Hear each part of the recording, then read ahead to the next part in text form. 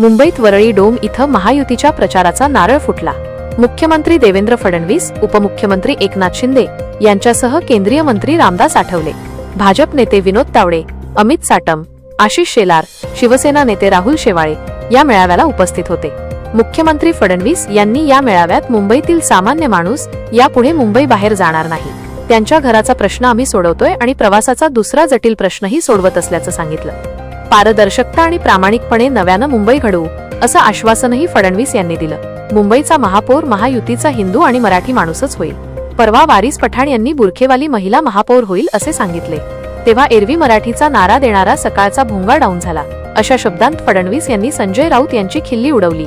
आमचे कोणत्याही धर्माशी वैर नाही, भारतात वंदे मातरम म्हणण्यास विरोध करणाऱ्यांशी आमचे वैर आहे। मी माहीम दर्गा व्यवस्थापनाच्या आमंत्रणावरून तेथे चादर चढवण्यास आणि तिरंगा फडकवण्यास गेलो होतो, मात्र भारताशी वैर असलेल्यांना आम्ही सोडणार नाही असा इशाराही त्यांनी दिला। मुंबईकरांचे जीवन सुकर करण्यासाठी 450 किलोमीटर लांबीचे मेट्रो जाळे विणले जात आहे। 2028 पर्यंत मुंबई महानगर क्षेत्रात कोठेही जाण्यासाठी जास्तीत जास्त 59 मिनिटांचा वेळ लागेल असे नियोजन आम्ही केले आहे। कोस्टल रोड वर्सोव्यापर्यंत वाढवण्यात येईल। तसेच 17,000 कोटी रुपयांचे पर्यावरण बजेट देऊन मुंबई हे देशातील पहिले पर्यावरणयुक्त शहर करू असेही फडणवीस म्हणाले। कुणीही माई कालाला तरी लाडकी बहीण योजना बंद होणार नाही असे उपमुख्यमंत्री एकनाथ शिंदे यांनी आज महायुतीच्या प्रचारसभेत सांगितले। मुंबईला पडलेली बकासुराच्या भ्रष्टाचाराची मगरमिठी सोडवण्यास महायुतीचा बलभीम सज्ज आहे।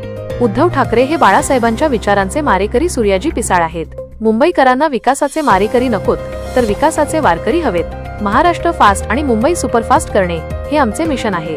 बाहेर गेलेल्या मराठी मुंबईकरांना पुन्हा मुंबईत आणण्यासाठी आम्ही वचनबद्ध असल्याचे शिंदे म्हणाले।